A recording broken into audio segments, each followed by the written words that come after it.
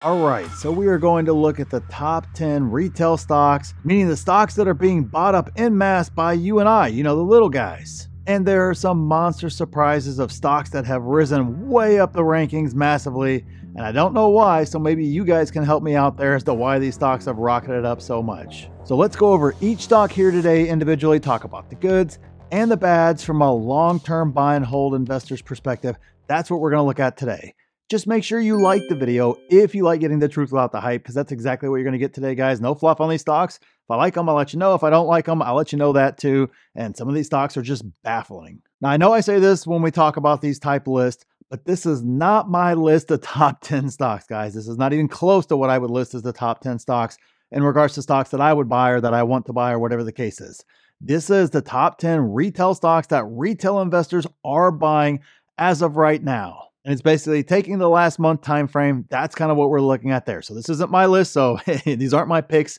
So when you blast me down in the comments for saying, Luke, why would you pick that stock? Why wouldn't you pick this other stock? Hey guys, these aren't my picks. I can't make it up. I'm just going off the list and then reacting to it. So stock number 10 on the list is Meta. Now you guys know my thoughts on Meta. I have liked that stock for a very long time. I liked that well before 2022.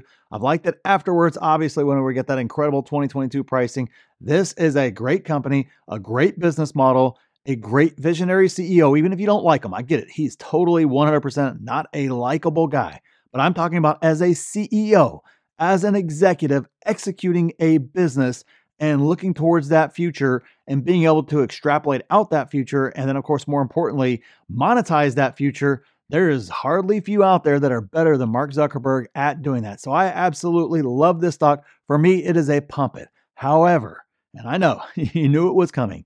However, right now it is trading a little bit on the rich side. It's not crazy overvalued or anything like that, but we're absolutely not getting a discount, in the mid 450s or so like we were earlier on in the year when we were buying this stock a lot whenever I just basically threw it back on my watch list. As basically a DCA at that stage to just kind of add more shares because it was undervalued at that stage. And I was happy to add to a great business. Of course, we're up pretty big on those shares so far in just a short amount of time. Seems like that's happened a lot this year, guys. That's why you got to be on top of it. You got to have price targets, do those valuations because there are opportunities all the time, even during hot markets, to add great stocks at great prices. So for right now, it is absolutely, and probably for the foreseeable future, it's a pump it. However, right now, I got to agree, it is trading a little bit rich, not crazy or anything else like that, but it's definitely one that for me, it's trading a little bit rich, but hey, at least it's on the list because a lot of our favorites did not make this list at all. Which takes us to number 9, which is AMC. Again, I don't know why some of our favorites don't make this list and some of the far superior companies out there that retail investors know about. It's not like they're hidden or anything like that. No, these are ones that are retail favorites, but yet we continue to favor stocks like AMC over those other stocks. It makes no sense to me. It never has made any sense to me. I just don't understand what is going on here. I get it. There's probably a trade of some sort, but beyond that trade, I can't believe that many folks are out there trying to make this particular trade happen, trying to look for the ultimate squeeze or whatever the case is. So for me, absolutely dump it. I've wanted nothing to do with this one. I've been very pleased that I've stayed away from it, despite getting blasted down in the comments for years now for saying stay away from it. It's worked out pretty well if you've done that at this particular stage. I understand there may be a trade there. I'm not talking about that. I'm talking about as a long-term buy and hold investor, there was far superior companies out there for you to buy and hold. So stock number 8 is GameStop. This is basically the same exact thing as AMC. It's a dump it for me. Again, a bad business model, a legacy style business model, I won't even call them questionable, just poor decisions by management overall, all the way around in regards to this. And it's just not a company I want anything to do with long term. Now, is there a trade there? Sure that there is, just like AMC.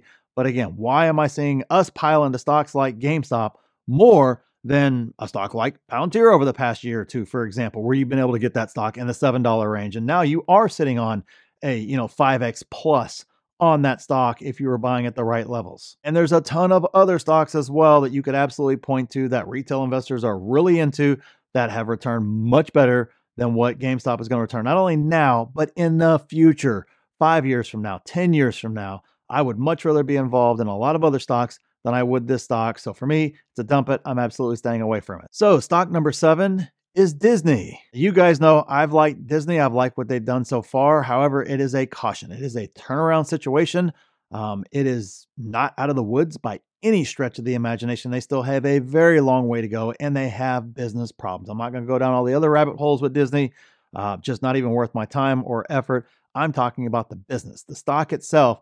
There are business problems there that some of them they are solving. Some of them they're right in the middle of a transition period with it, and we don't know if they're going to be successful or not. So this one is far more speculative to most other stocks on this list here. And you got to understand that if you're going to own it. I own it in the high 70s. That's kind of was my entry point earlier last year or late last year, early this year. Can't remember when exactly I did that. So a good entry point there, but it is a risk, and you've got to understand that with Disney. So stock number 6 is Microsoft. Microsoft is a great company, guys. I'm glad to see this on the list. It's absolutely a pump it for me. It is kind of in that, fair value, overvalued range there, kind of depending upon how you do your valuation. Again, you need to deep dive it, do your own valuation and figure out where it's at. But it's not like it's on a steal deal discount right now. I can absolutely say that. But in regards to the long-term trajectory of Microsoft, I think they're going to be a better company 5 years from now, fundamentally, than they are today. Absolutely. I have no reason to doubt Microsoft. So for me, it's absolutely a pump it, and it's definitely a great company there. Just be careful with that valuation. That tricks up so many people as we start to go through investing. And more importantly, they're not keeping the long-term horizon involved. They don't do a valuation, then they overpay for a stock. And because they're not looking 5 years down the road, they're looking short-term, all of a sudden it dips. And now they freak out, they panic, they sell. And that's where retail gets the reputation of buying high and selling low, because we tend to do that more than most folks do because we're not doing valuations. We're not doing due diligence. We don't understand what we own. So make sure you're not making that mistake with Microsoft there, but it's a great business long-term. So stock number 5 is NVIDIA. I mean, hey, I don't know what else to say, guys. If they've blown through every expectation, obviously they've cooled off a bit, probably needed the breather. But this one for me is an absolute pump, and at least for the next year, year and a half or so, there is no other competition here now. There is no reason why they're not going to continue to crush it on earnings with the demand that's there when you have folks who are, the biggest of the best, the biggest of the big dogs, the best of the best companies out there, all of them singing your praises and ordering from you billions upon billions of dollars of what you're selling. That is a train that is hard to get out of, regardless of whether we're talking about a trading train or a long-term buy and hold investors train. They are producing in all the right spots. And although the run has been incredible, it has not gotten to ridiculous levels like we saw in 2021. Not even close. I saw somebody trying to make those comparisons, and I'm like, all right, there was plenty of stocks back then with a PE of 1,000 or more. And NVIDIA is not there, not even close to there yet. So we're not seeing those type levels. However, you do got to be careful, just like we just talked about with Microsoft, to understand what you own, do those valuations, get into those price targets, understand where earnings is, where guidance is, and a lot of other things like that.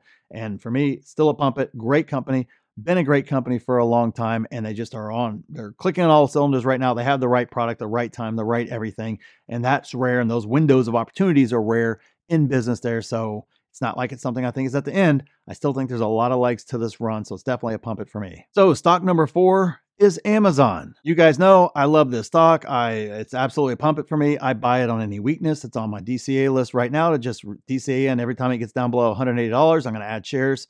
Wants to go lower, cool. I'll add even more shares. There's no doubt in my mind, all the different tentacles that they have out there, they're going to start paying off. They're going to start putting more and more money towards those to grow those. And on the back end there, we're going to see massive boost in regards to EPS, revenue, and every other tangible metric out there. This is what Amazon does. And I don't think there's anybody out there that thinks, hey, people are going to buy less on Amazon 5 years from now than they do today. They're continuing to expand not only to consumers, business to business. There are just so many different things running, and they're getting into more and more lanes per se. They're getting involved in more and more industries. Some of them are going to be a miss, obviously, but a lot of them are going to be hits. Amazon seems to be able to figure things out better than anyone. They seem to have the patience to see it all the way through to the other and to make those a success. So for me, it's a great company, great management team, definitely a company I want to own more of. So it's absolutely a pump it for me. So stock number 3 is Ford. This one right here made a huge move up.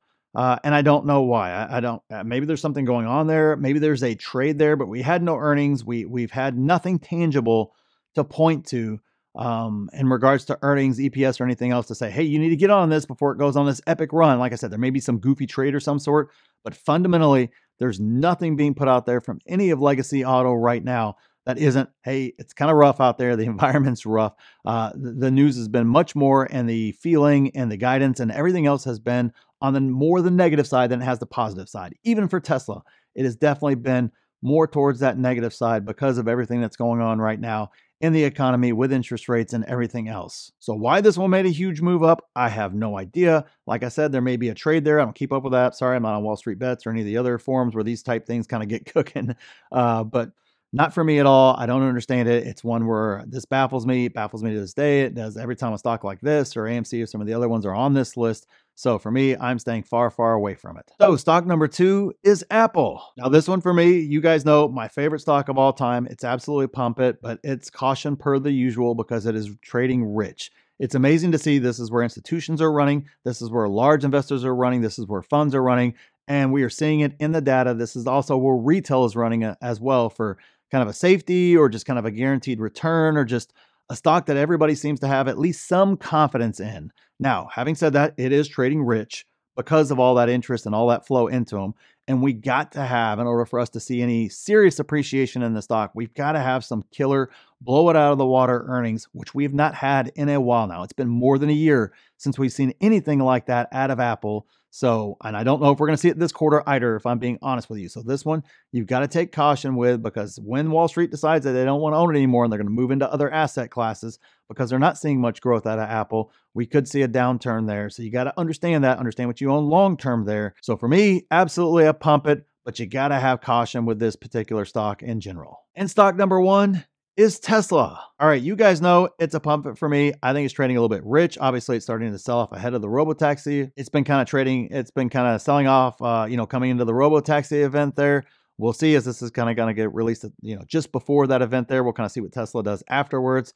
It's definitely one of those stocks to where it's hard to put a valuation on. It's hard to put a price target on. But for me, right now, according to valuation, it is overvalued, but it's still a pump it. You just got to be cautious. You got to understand how you own it. Understand it's going to move much more wild than the vast majority of the stocks on this list here. So you've got to understand that with Tesla in regards to the dynamics around Tesla. The bulls are just as ridiculous and out of control as the bears are in regards to the stock. It's probably the most unique stock in the stock market because of that dynamic that kind of goes on there in regards to the stock. So it takes extra work to me to own this stock. So make sure you're putting in that work. Make sure you understand what you own. Make sure you've done your due diligence. So that way you can effectively own Tesla and be in a spot where you can be up on every single share that you've ever bought of Tesla versus a lot of folks who are in the opposite boat of they own a lot of shares and they've been upside down on Tesla for a long time. I don't want you guys in that situation. And I know that's complex. I know that that's hard. It's not easy to do, to get a valuation, to understand price targets, to just be able to do due diligence on a company is incredibly hard to do. So if you made it this far in the video, I may have left something special for you down there in the pinned comment there for my group where you can take 5 courses, get your free coaching, be able to talk to me anytime you want about these concepts as you work up your skills, you work up your ability to do evaluation, to be able to know your companies intimately, to be able to actually understand what's going on with your stocks and be confident when you buy, as opposed to having FOMO or, selling out of fear or a lot of other things like that. Of course, we got the best 6, 7, and 8 figure Discord out there with those investors helping you out as well. There's so much involved. Check out the pinned comment, take advantage of something special for you guys that made it this far and see if a membership's right for you. And click this video here if you want to see exactly what I'm buying in this market, and click here to see my exact plan for this market. Well, thanks for watching, and we'll see you in the next one.